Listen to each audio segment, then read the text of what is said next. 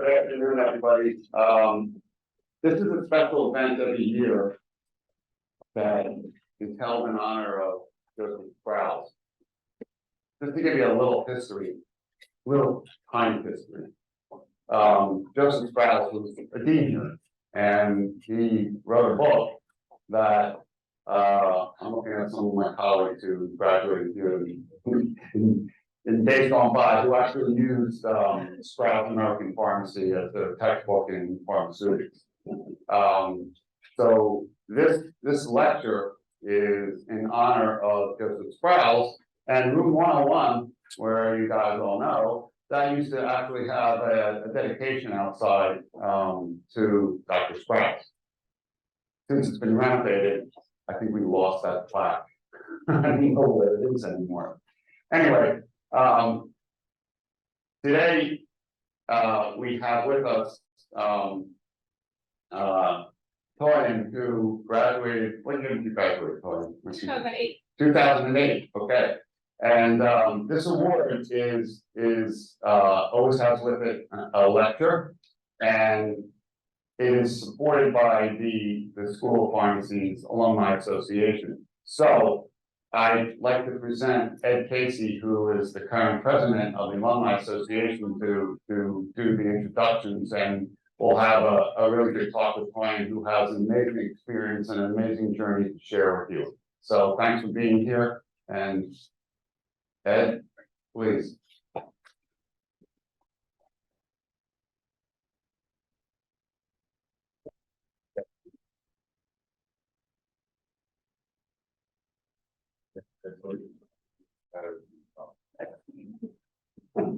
All right, can you hear me okay? All right, well, thank you very much, Dr. Borenstein. And Dr. Borenstein said, my name is Ed Casey. I'm the current president of the Alumni Association, and I am a 1988 graduate. So it's significantly older than Toyin, which is great to see, because it's great to see someone so young doing such incredible things. And I'd also like to note that, as Dr. Borenstein said, the Sprowls Award has been around since approximately 1983 when we gave out the first one. And it's the highest award the Alumni Association gives. And it's the criteria, just to give you an idea. That the criteria must be a Temple School of Pharmacy graduate of good moral character, must have rendered outstanding service or services to the Alumni Association or to the school or university in the past year or years, and may also qualify for the award by rendering outstanding professional services, or any service of unselfish nature in the affairs of the college, university, community, state, or federal government. So I went and looked at the list when I was preparing for this. I went and looked at the list of past winners. When you look at this, the breadth of people and the company she is now in is really, really impressive. I think the list is downstairs at some place, or maybe in a booklet. So, again, congratulations, Toyin. I'd like to tell you a little bit about her first before I introduce her. I'm personally looking very forward to what her story is and what she has to say. I've known her for about 5 years. And I will tell you this, from the first time I met Toyin, I was impressed by her. How she carries herself, her intelligence, what she's doing, and as I've learned about her over time, her story. It's really, really remarkable. So hopefully we can learn a lot today. She's a really impressive young woman. When I try to think about some of the things that I've noted about her and some of the things that she's accomplished, I'm gonna go down and list a few bullet points. But listen to what I'm saying. Think about what she's done in such a short period of time. She's a 2008 pharmacy school grad, which we know. She got her master's in public health and medical in 2016. Currently the director of pharmacy initiatives for the city of Philadelphia's behavioral health system. She mentors, she teaches, and she guest lectures here at the School of Pharmacy. She co-founded a grant program, funding program for behavioral health pharmacy residency programs. She serves on the board of directors for the Alumni Association and has achieved much in taking on a new initiative, increasing student involvement and awareness, and of course, helping to improve their leadership. Leadership is a very key focus of what this woman's trying to do, the message she's trying to send. In 2019, she was honored by Drexel University for their 40 under 40. In 2020, she was named the Temple University Alumni Association Fellow. That's a university-wide designation. That's not a School of Pharmacy designation. She co-founded a leadership development program. And she's written a book, the proceeds of which are dedicated to aid women suffering from addiction and sex trafficking. So when you sit back and you look at what did I do today, think about her. All right, I just, wow. She is a mom of two, probably her greatest accomplishment. And we've mutually commiserated over kids here and there over the years. So without further ado, I would like to introduce you to Oluwatoyin Fadeyibi.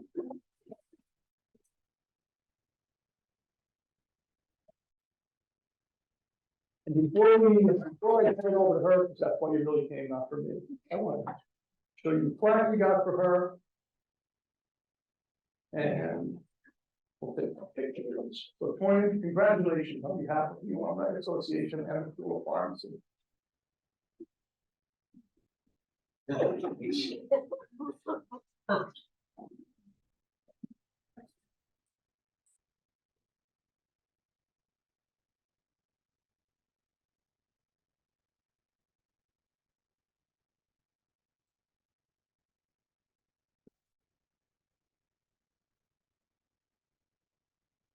Hi, everyone.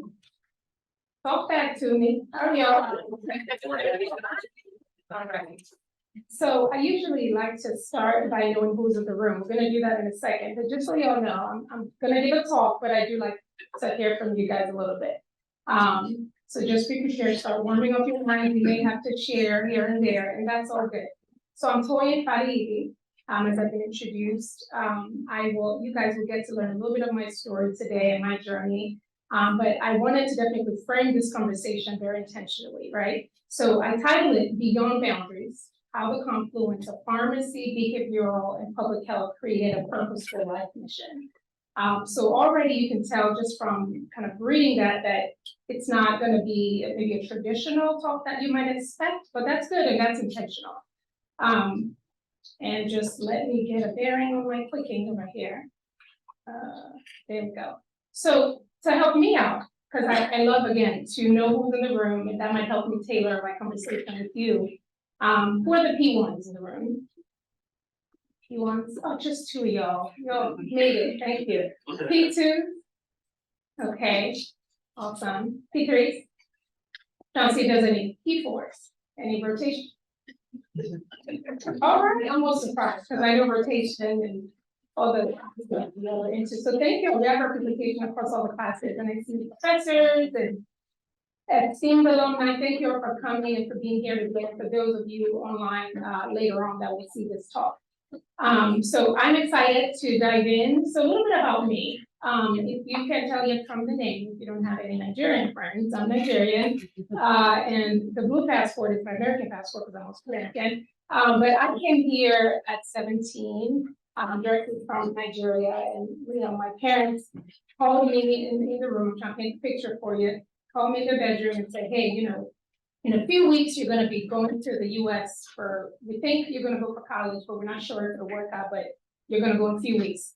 There was no previous conversation about this. There was no dialogue or any consideration of like, oh, maybe you might go to college for zero, nada, nothing. So I was just confused, sitting there like, I'm going to do what? By myself, with who's coming? I don't just follow a question. And they were just like, yeah, we just want to see, because at the time for the setting back home in Nigeria, there was some unrest with colleges and strikes and things like that. And so they were trying to see, maybe you can go over there and get started. But again, it was a total shocker to me. It wasn't anything I was like, oh my God, the US, yeah, I gotta go. At the time, I was just completely blindsided. And as the days went on, I realized, oh shoot, I gotta tell my friends. I gotta tell and I started thinking of all the people I gotta tell. And they were like, just keep it on the download, because you might be back. Like, this might not be permanent. I was like, oh, okay. So long story short, I went on this blind adventure, as I like to call it, and moved alone to Maryland and settled down in Maryland for a few years. And I'm gonna spare you some of taking all the exams you gotta take for getting into college and all that. But got into community college there in Maryland and lived with my aunt and her family and decided on pharmacy. I always knew I wanted healthcare, wasn't sure which one I wanted to tackle there. I settled in pharmacy. I met a few pharmacists there, and decided that, not too long of time in school compared to medicine, not a lot of physics, like physical therapy, and that's how I landed in pharmacy. And I love chemistry. So there we go. So I landed there, started my pre-pharmacy degree, applied to 6 pharmacy schools in 2004. Only got into Temple, which Ed always says, nobody else, just Temple. And so that's how I got into Philadelphia, moved. I even came off of the waiting list at the time. So it wasn't even that I was fabulous, which tells you anything can happen. Doesn't matter where you start, right? You can still, move on and make it in life. So that was a little bit of my journey, of my migration journey to the US. And so upon moving to Philadelphia and getting into the pharmacy school program and meeting my new friends and community, I decided, all right, well, we've already made a cross, literal ocean move here. We're gonna maximize, we're gonna make the best of it. So I started to think of how I could make my experience here in Temple stand out. Like, how can I do a little more than I'm expected to? How can I serve a little more than I'm expected to? And so I applied for summer internship, my API rotations, which, again, that's why I love that we have P1, P2, P2, P4 represented here. Wherever you are in that journey, you can still make some shifts after this conversation today. And I hope that it gives you food for thought to see how you can adjust to maximize your career.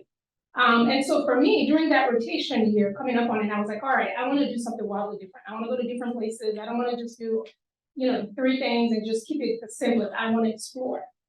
So I ended up doing rotations in federal government at CMS with medical writing, in public health, specialty HIV, and just got into all of it. And some greater than others, but it was all learning, right? And so my suggestion for P1s, P2s, P3s that they start picking is go diverse, go big, pick random. It doesn't have to be areas of interest. I did not have an interest in behavioral health. I didn't know that I did. I just hadn't discovered it yet. You don't know what you will love without adventuring through and without discovering. And you don't discover without exploring. Do you guys tracking with me? So I think it's important that as you're selecting your rotations to be thoughtful. I don't know if I'm going to like this or not. Well, you never know, right? And so being very broad in your selections, going beyond what you think you like and finding out. After graduating pharmacy school in 2008, which was 15 years ago, this May. It's wild that it's 15 years ago. And thanks for continuing to call me young woman. I was like, yes, I'm young. Right, let's embody that. I'm almost 40, but I'm young though. So I'm 39, we're holding into my 30s real fast. So yeah, but honestly finished in 2008 and decided, all right, I'm gonna go get my MPH. And then by the time I passed the boards, I was like, no, I'm not. I'm tired, I have debt, and I just can't study. So I didn't, although I really wanted to. Because of all the community work I had done during my pharmacy year, and I was also volunteering at this nonprofit called La Back Care, which definitely a plug here. I've connected students here to the medical missions locally here in Philadelphia with the homeless population, with medical missions in Jersey and abroad in Nigeria and Haiti. So if that's anything of interest to you, I can't mention public health in my Confluence and not give a plug to help you serve if you want to, right? So labacare.org is the organization, the website. But in my service there, it kept fueling kind of my desire to want public health training. I'm like, I'm getting the experience, but I feel like I want actual training. And so decided to apply. And this time didn't just get into one, got into everywhere I applied, and I picked Drexel. Times change, right? So got into Drexel and loved it. So my time with my public health degree and thinking, in this case, I didn't stumble into it. I didn't, it was a kind of a deliberate thing, but I did wait 6 years. And I have students ask me every now and then, I think I want to get an MPH, but I'm not sure. I think I want to get an MBA, but I'm not sure. And my answer is, you have time. Like, you don't have to jump right in. Now, if it's a dual degree, like some of those in the room, I've talked to some of you who are doing PharmD MBAs and graduating with at the same time. Way to go. Make your debt a little less. Sure, go for it. But if you're not doing it right away, like, it's cool. Get some experience and let that shape how you decide. And so for me, when I went into Drexel, I went in with everybody else as a student, and I didn't go there and I didn't play, oh, I'm a pharmacist already, and I've been out there for 6 years, and I'm coming in and just, adding this to my, not at all, and I went full time. So I just blended into my 24, 25-year-old colleagues at the time who had just finished college, 22-year-old, and I just blended in and just learned, because it was brand new. It had nothing to do with pharmacy, really. It was healthcare on a big scale, public health on a big scale, and I soaked it in. So I would say that when you are considering, for those of you who may decide to pursue extra after PharmD, make sure you're leaning into something that extends your horizon further, right? You're not just doing more of the same for whatever reason, but you're actually expanding your horizon, diversifying your skill sets, I would say. And so that was what I got addressed. It literally gave me a new lens, is how I say it. So where am I now? What exactly am I doing? I've done, I did the PharmD, I did the MPH, I worked in a hospital setting, did some work with a nonprofit, and I'm still involved with that nonprofit today in a little bit less active role, more of a advisory role, but I'm still involved with them. So what am I doing now? So I work full-time at Community Behavioral Health, which is a nonprofit insurance company here in Philadelphia. Our specific focus is Philadelphians on Medicaid. So anyone know what Medicaid is? Ever heard of Medicaid? Yeah, most. Okay, awesome. Not in your head. I don't remember knowing Medicaid while I was in school, so you guys you're already well ahead.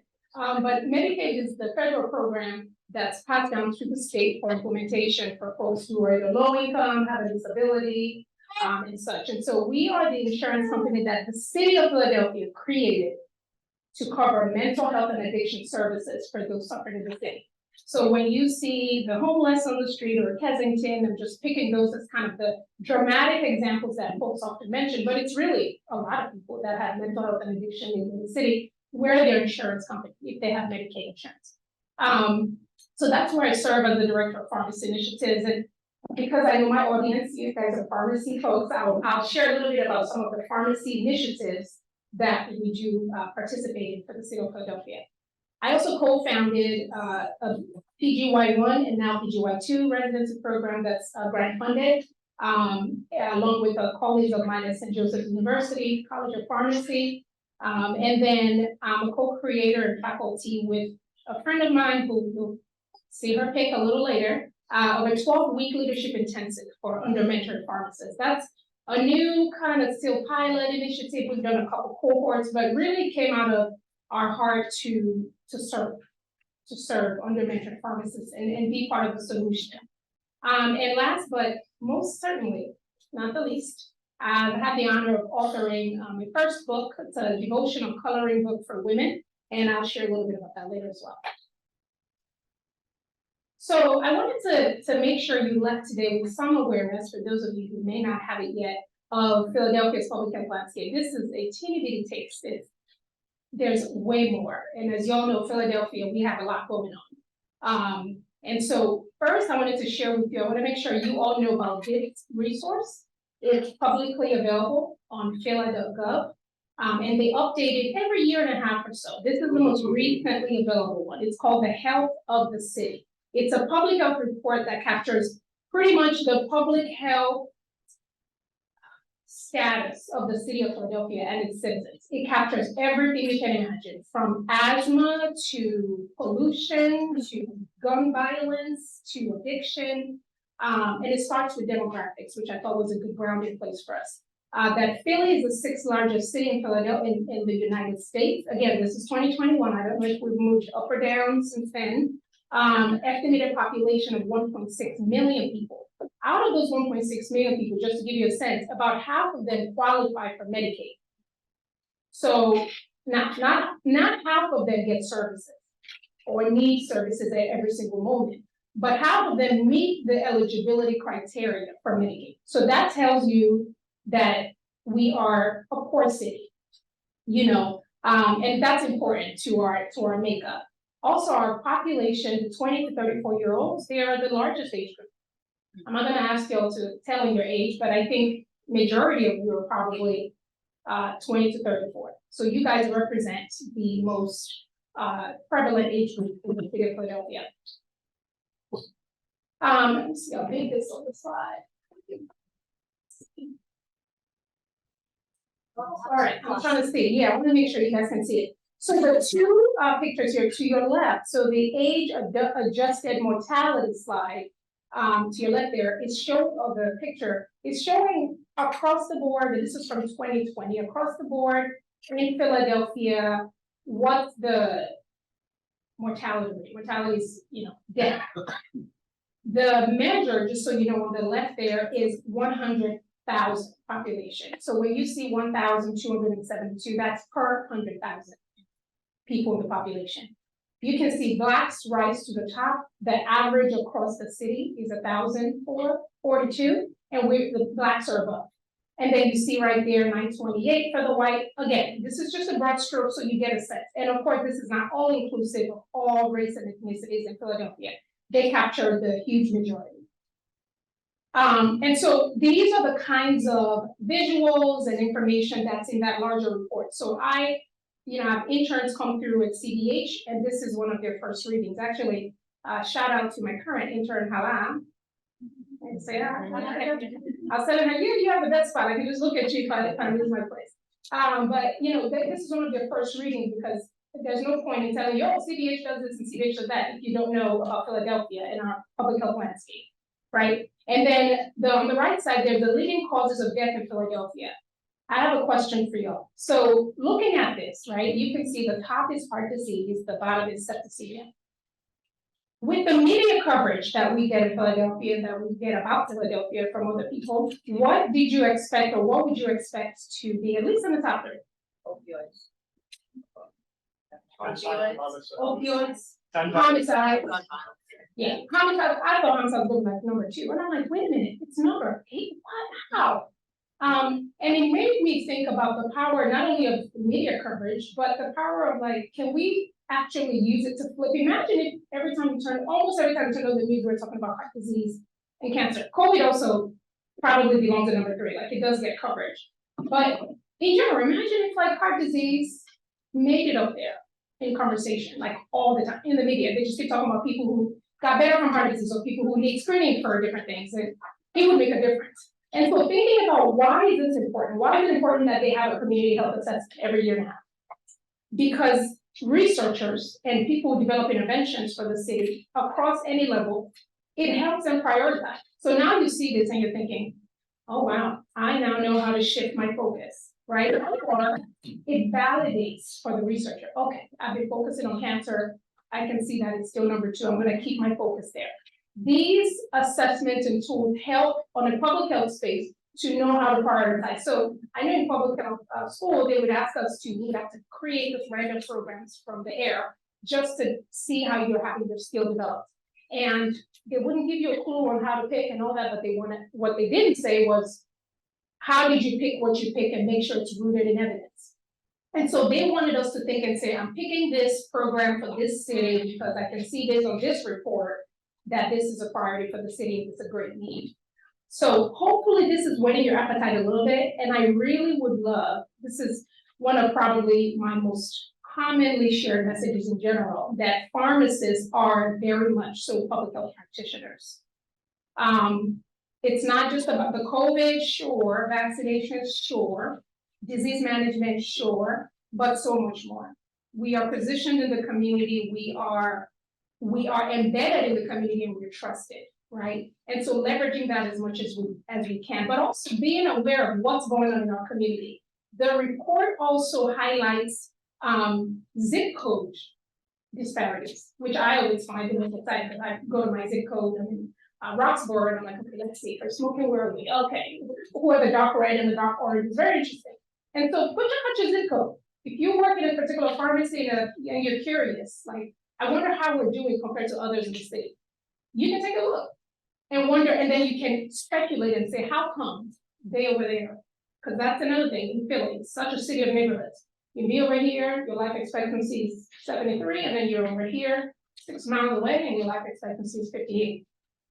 And you're like, well, we're in the same place with the same gas and the same food. Well, is it? Right? It makes you wonder. Another element of the assessment that I love also is it captures mental and behavioral health very in a good detail. And they added more to this section over the years because it wasn't always there. Mental health is often until more recently cast aside, but more and more in the last few years, it's been rising to the top. So I'm gonna just point out some things here. You can see it captures from depressive disorders to suicide, ideation in youth, and ER visits. And what I love again about this is, if you never read any other one and all you opened was 2021, it gives you a sense of, well, if you just saw percentage, you're like, is that better, is that worse? You know, it gives you right there, so you know what's changing, what's improving, what's not. And it helps you prioritize, what problems should I be a part of solving in my community, right? And so now circling back to CDH, I'm giving you a little bit, very tiny, like really tiny, taste of Philadelphia's public health landscape. Thank you for coming. Sorry, that was sweet. So about CDH, I already mentioned to you, we are the insurance company for Philadelphians on Medicaid, specifically for mental health and addiction. And so I told you about half of Philadelphia, right, is eligible. But on average, we serve about 100,000 members. And in managed care, people who enroll are called members. So don't get confused. If I say members instead of patients. To us, insurance, they're members. We serve about 100,000 annually, on average over the last few years. I love this quote. I quote from our report that one of our members said. They're referring to a specific type of therapy called prolonged exposure. They said, it makes me feel like a weight was lifted off of me. And then goes on to say, when they go through trauma and the processing with your therapist, it gives you a different way of thinking about it. That's called framing, right? You reframe. And then you end up being, you can be a better person and a changed person. But the first part really for me captivated. It said, it's like a weight lifted off of you. That's, you can visualize that and sense the relief that someone gets. And they're saying access to behavioral health treatment and the way they felt by their therapists, by the caregivers in the community and the providers has felt like a weight being lifted off of them. And that's pretty much the essence of our work at CDH, is to have every member have such an experience. So again, thinking of my audience here, pharmacy students are like, okay, but what do you do though? What kind of work do you do at CDH? So I'm going to start with the most familiar to all of you is med adherence, right? In anywhere you work in pharmacy, whether managed care, hospital, name it, there's some work related to adherence. And so at CDH, it's no different, but remember, we are addressing cohorts, right? I'm not addressing beautiful Miss Dorothy in this picture. That's not her name, I just gave her Dorothy. But I'm looking at Miss Dorothy and I'm like, talking to Miss Dorothy in the local pharmacy, and we're having a conversation about her dog, her cat, her husband that maybe passed away last year, whatever. And we're talking about how can we help you adhere. So that's not how we do that at CDH, more specifically. Because it's a population, right? So we use more population health strategies to address medication adherence. However, some folks on my team do have occasional member interactions on the phone, more not Zoom. I'm trying to say, if we ever do Zoom, I don't think that is worked out. I think telephone and text, which I'll talk a little bit about text soon. But one of our main strategies that we bring public health tools and strategies into this work is that we are going at adherence from a holistic perspective. I love this picture by World Health Organization. Not the one with historically, the one to the left. It captures 5 dimensions of adherence. And this is something I always encourage students when I have this conversation with that. When you are talking about adherence with someone or their lack of adherence, it's always better to go at it broadly. Start broadly, really help identify what the barriers are before just calling for the reminder. And so this World Health Organization framework is very helpful. It lets us know that adherence has very little to do with just the healthcare system. It's 20%. The 80% is their social and economic status, if they have that $1 for the copay, patient related, if their family members tell them, don't use that drug. Uncle so-and-so used it and he became whatever. Therapy related, them side effects are horrible. I don't want that. I'd rather be depressed.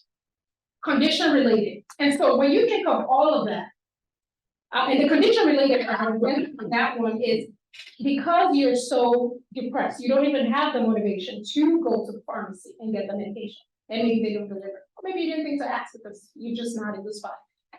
All of those elements, if we ignore those and we just focus on the healthcare system, can I deliver to you?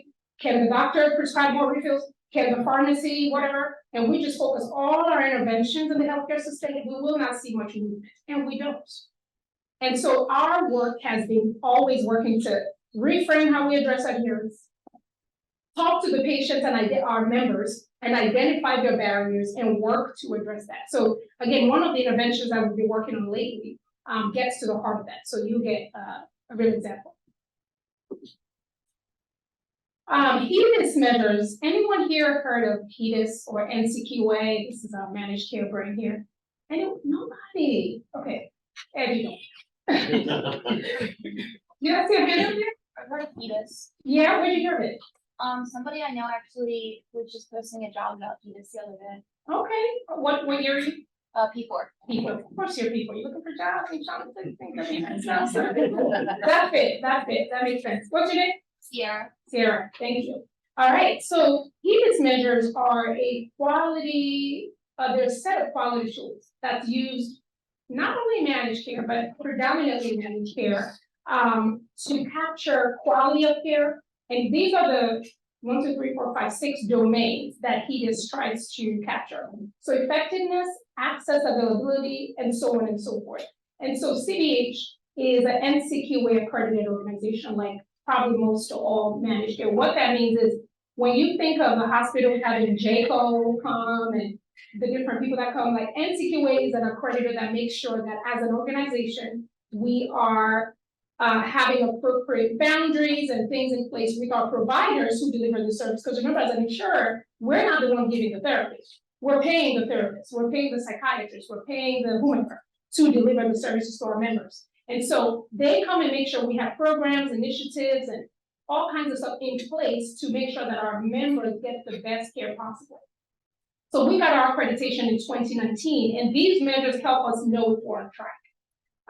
We have rates that we have to hit. I have some examples here that might resonate with you. We have one for antidepressants. It captures when members, because we know for antidepressants, it takes 6 to 8 weeks sometimes to kick in. Oftentimes people stop before the effects. They stop before it works. And then it negates and then they're starting over. But the doctor could think it's because it didn't work, but we know that they didn't give it enough time to work.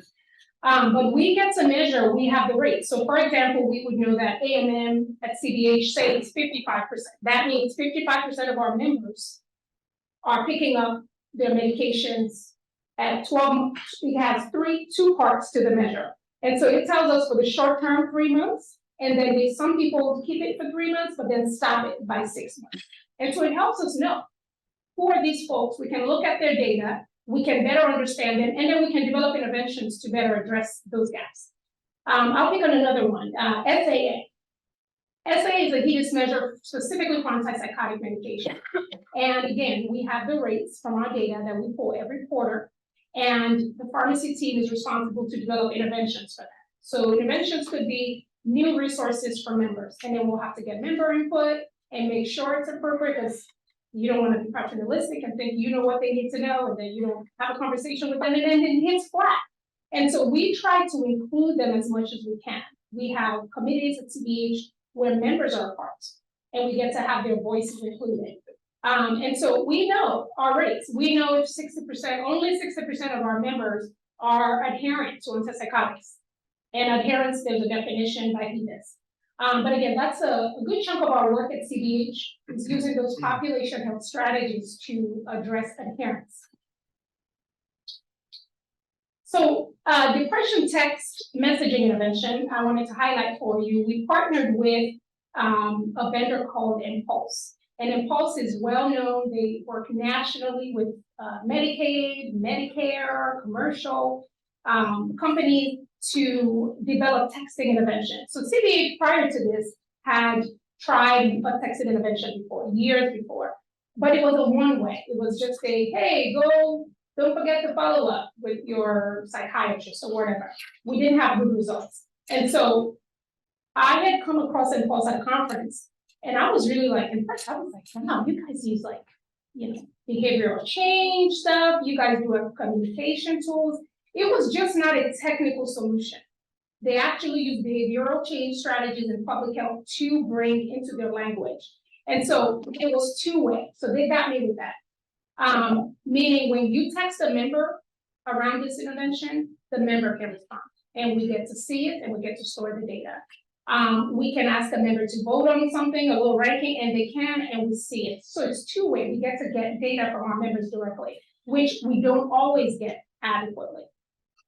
So it was a very consumer-focused design. We had in our group developing that intervention with IT, we had quality, it was a multi-stakeholder group, but we also included on there members who were either been depressed or have a family member who's been through depression. And we literally had them read through the scripts and say, if you got this text message, like, would this do anything? And our first round of edits, I'll never forget, they were like, this is too long. If somebody's depressed, they're not trying to read all of that.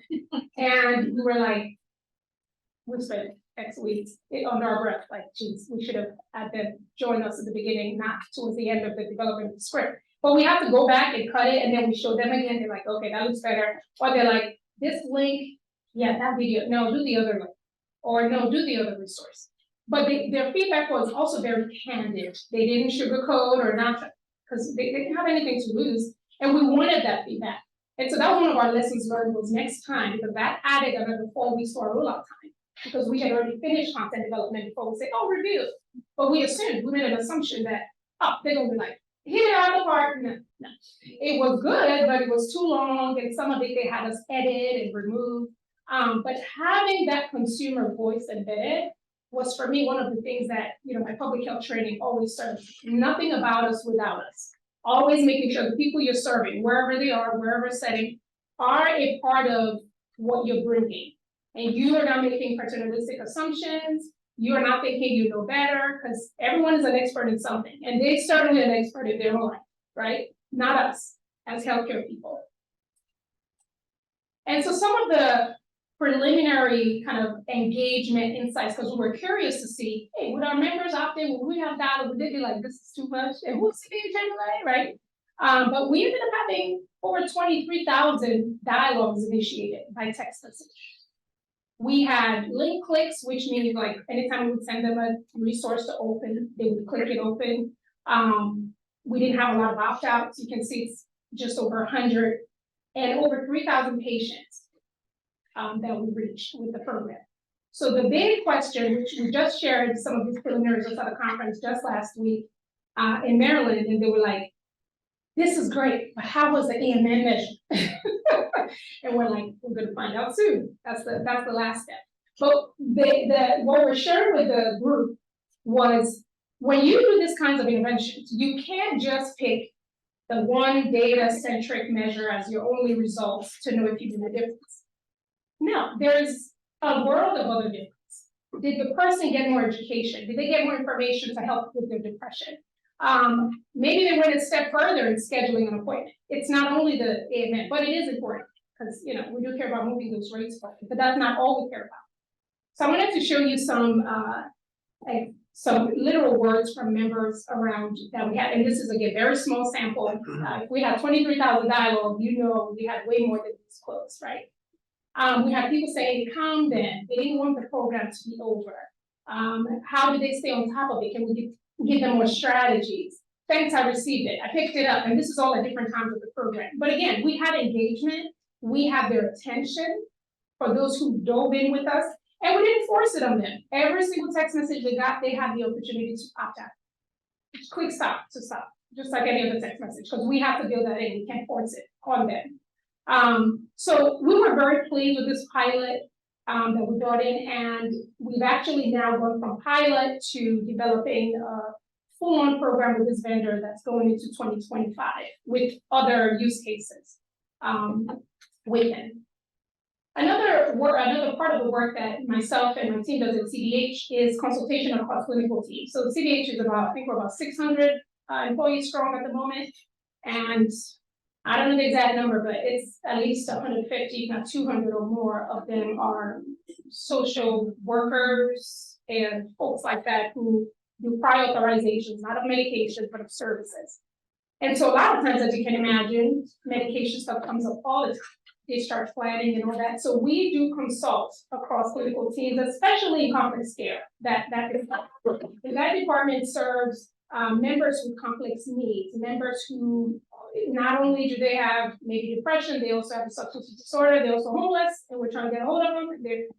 Their child is also in the system, and there might be child welfare engagement. So very complicated in many of those cases. And again, always careful to, when we say complex care, we're not talking about the member being complex. We're talking about their needs, maybe, and the array of the circumstances that they find themselves. And so the pharmacy team consultations, where we participate in some of their clinical rounds to solve problems. Many times, they're literally, half of the issue is locating the member, where they were last seen, what provider last saw them, and where were they going, and which number do we have, and all of that. But once we get past that, then there's pharmacy barriers. And then when they get them in the hospital, they're trying to discharge. Well, can pharmacy help facilitate some of that prior authorization? And so that's all the work we do more on an individual base with teams within CDH. Also, we have a pharmacist who is embedded in some teams where they're actually located at an OBGYN and primary care clinic. It was an exciting kind of new team that was assembled just a few years ago, and the pharmacist they agreed that, yeah, a pharmacist should be there. And so pharmacist Melissa, who's a part of this team, one member of the team actually is physically co-located at the OBGYN clinic. Not something you see often, but we found it to be incredibly effective, because pregnant women often, first thing they want to do when they're pregnant, and I completely understand what this would be like, is to come up their meds. I don't want to hurt my baby. I don't want to, right? And then the dialogue becomes, measuring how severe the depression is, if it's depression, and determining like, where's the risk, where's the benefit, and what's the best way to go for you. What Melissa has found is that many of them will be like, to the physician, get the script, and then drop the script at home. And so, but they would come back and talk to them, yeah, I ain't taking that, I care about my baby, I'll pick it back up, I'll be fine, I'll get more sunlight and whatever, and that's cool. We definitely encourage them to do all the other holistic things for the depression, but in some cases, they do need that medication. And so what our role as pharmacy team member on those teams have been having a one-to-one conversation, and she has helped to help them see and help them navigate. And it isn't about going in there and let me make them see, hearing them out, really finding out what the barrier is. Is it the one cousin they knew who something happened? Or is this about this medication? And helping to answer their questions. And so she enjoys having that dynamic one-on-one interaction with members, whether they're pregnant, about to be pregnant, or just had a baby. The special needs pediatric, that's how I was saying, Chris, so CDH social worker is embedded there as well. And the pharmacy team is available. They've done educational stuff for the team around autism and role of medications and access to treatment for that and what to expect and side effects. And so just wanted to give you some kind of tangible examples there. Sprowls is probably our latest kind of initiative that we've been privileged to help roll out. Many of you may know esketamine. It's a nasal spray that was released a few years ago. It was the first new drug in class in 30 years. That's a big deal. And immediately came out, of course, the Medicaid program across the state already was like, okay, we're going to make sure the people who need this and who can benefit from this have access to it. But if you know anything about Sprowls, it's a little complicated. They got to take it in a supervised setting. They got to, after they get it, they got to stick around for 2 hours. They can't go home. It's not like you can do it. They got to inhale it. They got to get it in the office, and they have to be monitored. They have to get their blood pressure taken every 15 minutes. They got to watch for these symptoms. And so people, we're not doing all that. We're going to try, like, that's too much. But then for some patients, some members who were starting to hear about it, or some providers who knew peers who were getting results with it, started to say, well, this is for treatment-resistant depression. This is not for first line, someone walks in, I'm depressed, I've never been depressed. they're not a provider. There's prior authorization criteria in place for that. The REMS will not even allow it because it's not approved for that. It's not indicated. It's indicated for treatment resistant. They've already tried and failed multiple regimens. And so for those folks, our providers started to say, we want to try it because we're thinking of Miss James and Miss Mary, who like, they're literally at the end of their rope and I don't want to try the fifth SSR, like I want to try this. And it's out there, can we try it? And so the way the Medicaid system works, I wasn't going to bore you guys with the details of the Medicaid system, but the formulary, so it's on formulary, right, by the state. They say any Medicaid beneficiary has access to this. However, Sprowls also has a REMS. A REMS, you guys, I'm sure you've heard, maybe not the P ones, but you'll hear about REMS. It's pretty much a system instituted by the FDA in partnership with the pharmaceutical manufacturer to govern kind of access to a medication for multiple reasons, usually safety, side effects, and stuff like that. And so it's on the Medicaid formulary, but there's prior authorization criteria. But here's where the caveat was. Our providers were like, yeah, even if we jump through all of those hoops and we get the drug, what's happening in this 2 hours? We can't send them home. We can't put them in the lobby. We gotta, a staff has to check on them every 15, 30 minutes or whatever. Who's paying for that? We're like, we hadn't thought about that. Okay. So part of my work was to kind of highlight, I'm gonna repeat that because it took a little while to get the team, not just to buy in because we're bought into treatment, we're bought into access, but to go the extra mile and actually see, okay, well, if we want to really improve access in this way, we have to go the extra mile. That 2 hours is a big deal. Someone has to do it. They have to be physically in the location. If they're sitting in a room where someone else would have sat, that's business that they also miss. Their doors have to stay open as well as a company. And so we were able to get approved as a demonstration pilot and created billing codes and worked with, so it was fun. It was definitely fun for me. It wasn't my usual type of initiative and program, but went for the challenge because I'm like, hey, if it's available and it's on the formulary and it's going to get paid for, let's make it even easier by covering that 2 hours. So as of today, we have 5 providers who have gone through all the process they need to go through with the REMS, and they're all operated and ready to take patients. So I'm excited because the preliminary, can you guys hear me? Yes. Okay, good. I feel like dropped off there. The preliminary words that we're hearing from some of the providers who first jumped on was that they're seeing some patients doing dramatically better. And so we're looking forward to seeing this is it's one of those things. So something, if you haven't heard already about public health, is that things take time. You do an intervention, you don't know right away. You don't have that instant gratification. And so we're waiting on that. I'm looking at the time, so I'm going to keep charting along.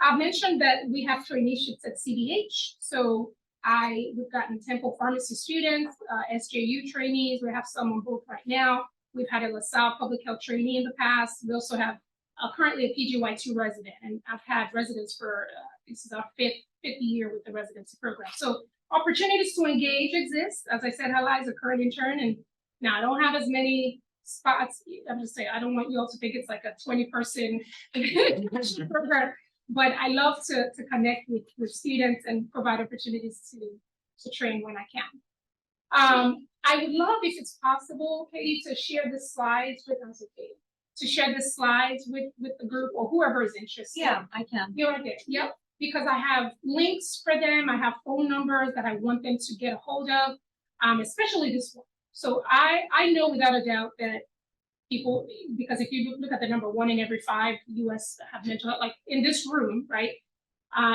Some of us probably need to call one of these numbers today. Or if it's not you, it's your cousin or your partner. And so I wanted to make sure I didn't leave without sharing some resources here. CBH member services, of course, primarily caters to those who have Medicaid, but I confirmed with them, I called them, I said, if I have people calling and they don't have Medicaid, what are you gonna do? She's like, oh, we'll still connect them to, okay, great, thank you, just want to make sure. And so that number can be called. We have a crisis line. There's also the suicide hotline, 988. Y'all heard the 988? please? Yes, okay, I don't get a lot of yeses, all right, so now you do. It's across the country was implemented, just as we have 911, we have 988 specifically for mental health and suicide, so you can, it can even be texted. I verified that as well. You can not only call, but you can text. So please utilize these resources, there is no shame. If there's stigma, who cares? Don't, you care about your wellness and getting better. And last but not the least, I just wanted to touch on this idea because when I'm often asked, or sometimes asked by students about like, but how do you do all the different things that you do, or like, what's your drive, right? And I wanted to share that a little bit today because I think it's important. Sharing all I've shared already, it's not about bragging or trying to make you see why anything. Nope, it's so that in hearing my story, you start thinking of your story. And what are the highlights that are jumping out at the top for your story? What are your core values? What made you come to pharmacy school? Why are you pursuing what you're pursuing at P4? And so I wanted to share some of the heart behind all the extra things that I've been doing, because I don't get extra time in the day, like none of you. So with my author work, some of my core values, of course, is faith, it's service. And so with this, writing this book, I wrote it to benefit women and children who are being trafficked, who are in domestic violence situations, who are in prisons in some cases. And these are all places the book has gotten into. So for me, that's been a significant highlight of my life, period. And we started with the book, but it's grown to include a journal and a set of affirmation cards, because oftentimes these folks are cast aside, they're not seen, they don't feel like people care. And to create resources that are beautiful and that affirm them as people who are worthy, it's been a joy. And so building on that has been important, but it's been congruent with my core values. And so what are your core values, right? And that's a question I want you all to ponder as you leave today. Intentional leader, I mentioned that briefly earlier. We did that to help because I was getting students and I'm thinking they need more leadership development. They need more personal development. So it's not built into the curriculum. Folks get different opportunities to practice, but I started to give it in my job. I would do different leadership development things with them to make sure they're being built up as a leader. That's how we develop this. How does that have to do with my core values? Service, giving back. I'm a pharmacist, I've been out 15 years, then what? Do I just care about my money and myself and my career? No, I wanna give back. And so again, as you start thinking of your life and your life beyond pharmacy, what are your core values and what's driving that? Another one is real estate. I wondered if I should put this up here. I thought, do they care? Well, you know what? It's part of the story. So my husband and I are also into real estate. We're early in it. We're not like the people on TV who are like, not at all. But we're getting into it because I realized at first it was just for the excitement and also for building generational wealth. One of my core values is family. And so to think that I'm handing something that's growing in the hands of my little 7 and 9-year-olds, that's beyond me. That's not just about me. To struggle with tenants here and there, sure, but the benefits far outweigh it. And to give someone dignity, that's another core value of mine, is dignity. To give the dignity of a nice place where they can stay while they're in transition in their life, whether for a year or 9 years. We had a tenant stay 9 years, that's amazing. But they moved to their house. So for us, I was like, oh my God, can we do that again? Just for that outcome. You know, and so again, seems random, what's this got to do with pharmacy, but it's life, right? You're not just here, you're here pharmacy school, get your training, but you're here as part of your life. You're designing a life. And so be thoughtful about anything you get into. You're not just doing it, you know, just to get into it. You're doing it to make an impact, and it has to be congruent with your values. So if you don't know your values, you can't know what's congruent with your values, right? So I encourage you, if nothing else today, if you don't remember even my name, because I know it might be hard to remember, that's cool. Just dig in and find out what your core values are, what drives you. A little example here, this is my co-creator of the Intentional Leader, Otito. She's actually also a grad from here, not from the pharmacy school for a PhD, but she's a pharmacist as well. She's a pharmacist in academia. She's an organizational psychologist, like went back to school for that. And she's also an author and a YouTuber of a marriage platform. Way to get like out there and just explore different things and dig into your purpose. And she also lives a full life. She's married, has children, But just wanted to show that profile, like it's possible. And I wanted to share in closing here, what this isn't. This isn't aimless wondering. You're just trying to figure out, okay, let me find 3 random things. No, none of those were random. They're, as I've said, rooted in my core values, rooted in needs I saw in the community, and rooted in a need to serve and wanting to make a difference, right? It's not grinding endlessly. I sleep at night. I had a crazy dream the other day, 2 days ago, about waking up and this talk was over. Like, and I was like, oh my God, this is not gonna happen, right? So a little anxious this morning getting up. I'm like, okay, I'm not gonna be late for the talk. But saying that to say, like, I sleep, I rest, I have white space that I build into my life to make sure I have wellness, that I'm well and pouring from not an empty cup, right? And it's also not selfish ambition. I would never turn down money that comes my way, but I'm not driven by it, right? So not selfish ambition either. And so here are my final considerations for you here. All seasons are not created equal. I know that it may seem sometimes when you want to pursue life as a whole beyond your pharmacy career, which is important. Again, it's beyond boundaries. The only boundaries that exist are the boundaries that you put there, that you believe maybe someone else told you and then you bought in. Yep, that's a boundary. Yep, I'm going to stay right in that box. But you don't have to, right? But you can go in the flow of your season. Some seasons I take things off my plate. Other seasons I know when to pick it up. Also knowing when to monetize or not. And so on and so forth. But again, you're going to get the slides. If you wanted to digest any of them further, just link in me. I don't know if that's a thing, but you can DM me on and you can ask. I'd love to elaborate. These are some of my favorite organizations that I learned from and I'm a part of, and that I constantly encourage any student who's interested in public health, join the pharmacy section of American Public Health Association. If you're interested in mental health and addiction, SAMHSA is dynamic. They have great resources, and so on and so forth. PPA, everybody should be part of it. Like, we should know what's happening in our state around pharmacy. So I'm going to end with this. I'm just going to see how big I can get it. You guys probably can see that, but I'm going to read it. I was doing some research yesterday. I was like, I'm going to find something cool with like Sprowls. And is there anything out there about him other than what we know already, that he was a dean? And he had this speech that he wrote to the class of 1961. And I thought, this is so cool. So I'm going to read it. Y'all bear with me. So to the class of, what are you going to be, Sierra, 2024? Okay. To the class of 2024, you leave the School of Pharmacy as it completes its 60th year of educational service within the Commonwealth of Pennsylvania, and as the parent university observes its 75th. No member of the faculty, nor indeed can the total faculty, properly reflect to you a complete summation of all that has gone before. Yet, each of us has been affected in some way by the dedication and efforts of those who have preceded us in this venture. In many intangible ways, there has come down to us a spirit of dedicated service, which begins with the founder, Dr. Russell Conway.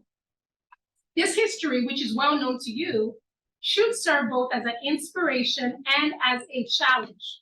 In a short space of time, TU, what did you say, TU, has grown from an idea conceived by one man to its present status as one of the largest urban universities in the world. The fact that this has happened during a period no greater than the life expectancy of an individual should indicate the great potential which resides in each of you. So I wanted to say that also to you, as Sprowls is saying this to us. How many years later? Power of words, right? Like 50 years later, I don't know how many years that is. It's too much math right now, but it's been a long time and it still resonates, right?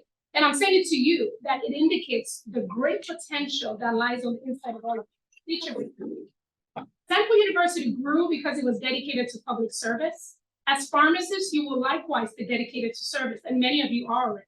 If you make this your goal in life, you will succeed and you will find happiness in your life's work. May I wish for each of you a happy, successful, and valuable professional career. And may we meet often to compare notes on what has been accomplished. That was from Sprowls, through me, to you all. Thank you all very much.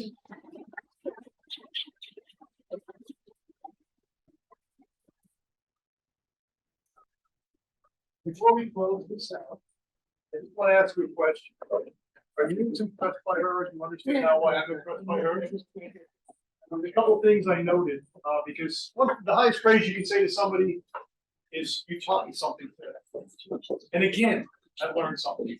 So for those of you new, obviously didn't know Toyin, I always loved her story, her life story. Fascinating. You got a little bit of today, I've heard a little bit more over the years. What she also spoke about is cutting edge pharmacy, even though she didn't say that. Digital health, new therapies, social determinants, health equity. That's where pharmacy is today. So whether she realized it or you realize it, she is practicing cutting edge pharmacy in the public health space. And learning, and that's getting spread out across the country. Those other departments are learning from what she's doing, they're doing here in Philadelphia. I think it's also speaks highly of her with her commitment to public service, not just public service, but the most needy people in the community. That takes dedication and speaks to, as you said toward the end, I'll paraphrase it, finding your meaning and purpose. If you don't find meaning and purpose, find it. That'll just, it's an immensely helpful aspect of life. Without it, you're lost, whatever your meaning and purpose is. So with that, so I could have written down, I ran out of space twice. Sheet of paper. So I want to, on behalf of the Alumni Association, oh, one other thing before I stop. I mentioned the years of winners, all being from all the diverse groups of areas of pharmacy. Thought you would add to that diversity in the pharmacy practice world. And from what I know of that list, you just did. You made it that much wider. So if you ever want to look at people to look up for, look at some of the folks on Sprowls and what they've accomplished. And remember, you saw one of them today. So with that, Toyin, again, congratulations.